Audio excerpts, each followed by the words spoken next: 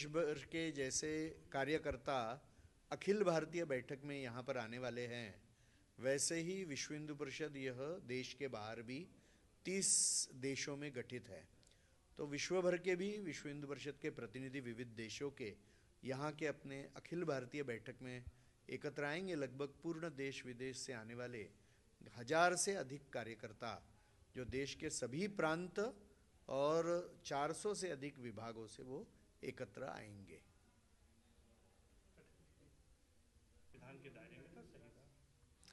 ऐसा है कि सहसा विश्व हिंदू परिषद के कार्यक्रमों में हम निवृत्त जजेस को ही या बुलाते हैं। तो निवृत्त जजेस आए, वो विद्वान होते हैं और वो लोगों के लिए उपयोगी विषयों के ऊपर मार्गदर्शन करे, हमारी मंशा रहती है। बाद में उन्होंने हिंदुत्व का भी कार्य करना। जो सर्विस में है ऐसे जजेस को हम कम ही बुलाते हैं, और उनको बुलाते हैं तो भूमिका यही रहती कि वो विद्वान है, अमुक विषय में वो तज्ञ हैं, तो वो तज्ञता को देखकर उनको उतने मार्गदर्शन के लिए ही बुलाया जाता है। उन्होंने हिंदुत्व का कार्य करना या विश्व हिंदू परिषद का कार्य करना, यह हमारी अपेक्षा नहीं रहती है। जो घटना का उल्लेख आपने किया अभी, वो जैसा आपने कहा सुप्रीम कोर्ट में प्रत्यक्ष उसका आज कुछ न कुछ चल रहा है, तो मैं अधिक बोलना नहीं चाहूँगा, किंतु उन्होंने कुछ गलत कहा ऐसा हमारा मानना नहीं है। उनका वक्तव्य भी सुना होगा आपने, तमाम लोग आलोचना कर रहे हैं उनके वक्तव्य। मुझे जो कहना है कह दिया मैंने। सर, बांग्लादेश पड़ोसी मुल्क है और वहाँ पर हिंदुओं पर जिस तरह से अत्याचार हो रहे हैं, तमाम ऐसे संगठन हैं जो कि इस पर चुप्पी साधे हुए नहीं बोल रहे हैं। इसको लेकर क्या कहेंगे और विश्व हिंदू परिषद क्या करेगा? सरकार से क्या अपेक्षा है भारत सरकार से? भारत के अनेक संगठन, हिंदू संगठन एकत्र आकर पूर्ण देश भर में, प्रांतों की राजधानियों में और हर जिला केंद्रों में बहुत बड़े बड़े प्रदर्शन अभी हो रहे हैं, जिसमें दसों हजार की संख्या भी अनेक प्रदर्शनों में आई है। तो हिंदू समाज में एक जबरदस्त आक्रोश है, मगर एक दोगलापन अभी पूर्ण विश्व भर में भी दिखाई दे रहा है और भारत में भी दिखाई दे रहा है कि कोई भी छोटी मोटी घटना होती है तो तुरंत ह्यूमन राइट्स की बातें करने वाले लोग आज जो हिंदू समाज के ऊपर बांग्लादेश में अत्याचार हो रहे उसके बारे में चुप्पी साधे हुए है। यानी ऐसा लगता है कि हिंदुओं को ह्यूमन राइट्स है ही नहीं। कुछ लोग फिलिस्तीन के बैग लेकर चल रहे हैं वहाँ पे, और भारत के और भारत से ही जो एक हिस्सा था बांग्लादेश पहले, वहाँ के हिंदुओं के ऊपर इतने भयानक अत्याचार हो रहे उसके बारे में कोई बोलने के लिए तैयार नहीं। यही दोगलापन है। तो यह दोगलापन अच्छी बात नहीं है। दूसरी बात कि 5 अगस्त को जब सत्तांतरण हो गया बांग्लादेश में, तो भारत में अनेक लोगों ने ये बात कही, क्योंकि 5 अगस्त से ही जो सारी शक्ति बांग्लादेश के सरकार के विरुद्ध लगी हुई थी वो हिंदुओं के विरुद्ध लगनी शुरू हो गई वहाँ पर, और इसलिए वहाँ पर जो अत्याचार हो रहे हैं, तो 5 अगस्त को भारत में कई लोगों ने सोशल मीडिया में लिखा कि जो बांग्लादेश में हो रहा है वो अच्छा है और वो भारत में भी होना चाहिए, ऐसी उनकी इच्छा है। मुझे लगता है भारत में इसके बारे में बहुत सतर्क होने की आवश्यकता है, क्योंकि ऐसी शक्तियां बैठी है जो हिंसा को प्रोत्साहन देगी, और जो प्रचंड मात्रा में बांग्लादेशी घुसपैठी मुसलमान और म्यांमार से आया हुआ रोहिंग्या मुसलमान यहाँ बैठा हुआ है, वो भारत के अंतर्गत सुरक्षा के लिए बहुत बड़ा खतरा है।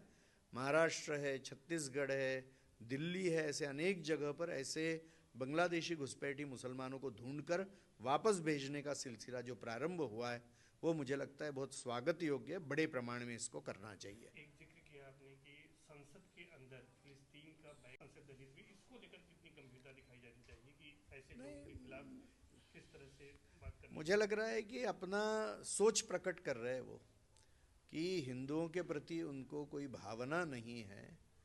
जो हमारी देश का हिस्सा था, मैंने जैसा कहा बांग्लादेश कभी, और यहीं पे रहने वाला हिंदू अचानक वो विदेशी हो गया वहाँ पर, और अभी वो अल्पसंख्यक है तो भीषण अत्याचार चल रहे, महिलाओं के ऊपर मारे जा रहे, परिवार लूटे जा रहे, प्रतिष्ठान लूटे जा रहे।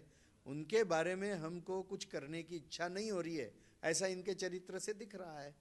मगर और किसी बात को लेकर केवल इस तरह का प्रदर्शन करना, यह तो दोगलापन ही है, ऐसा मैं मानता हूँ। अच्छा, क्या भारत सरकार को मानते हैं कि जिस तरह से सर्जिकल स्ट्राइक जैसी कोई बड़ी कार्रवाई करनी चाहिए बांग्लादेश में, भारत सक्षम है? देखिए, करनी तो चाहिए, अपेक्षा भी, और मुझे लगता है आज नहीं कल भारत सरकार योग्य वो निर्णय लेगा ही। अभी एक बहुत बड़ा प्रयत्न कई लोग कर रहे हैं कि इंटरनेशनल कोर्ट हैं, यूनाइटेड नेशन से, उसके माध्यम से ये बातें और दबाव कैसा लाया जाएगा, क्योंकि दूसरे देश में है, वहाँ पर हिंदू संगठन नहीं है। और आज बांग्लादेश की स्थिति ऐसी है कि हजारों हजारों वेपन्स पुलिस स्टेशन से लूटे गए हैं। 2-3 जेल तोड़कर 1500 से अधिक उग्रवादी टेररिस्ट ये वहाँ से मुक्त किए गए। तो यह जो स्थिति आज बांग्लादेश में बनी हुई है, यह केवल बांग्लादेश के हिंदुओं के लिए नहीं तो पूर्ण साउथ एशिया के लिए और विश्व के लिए एक बहुत खतरनाक स्थिति है। मुझे लगता है पूर्ण विश्व ने इसके बारे में चिंतित होने की आवश्यकता है कि और एक आतंकवाद का केंद्र न खड़ा हो जाए इतना बड़ा। महाकुंभ में विश्व हिंदू परिषद की ओर से हर बार विभिन्न कार्यक्रम आयोजित होते हैं। इस बार किस तरह के कार्यक्रमों की रूपरेखा तैयार की गई?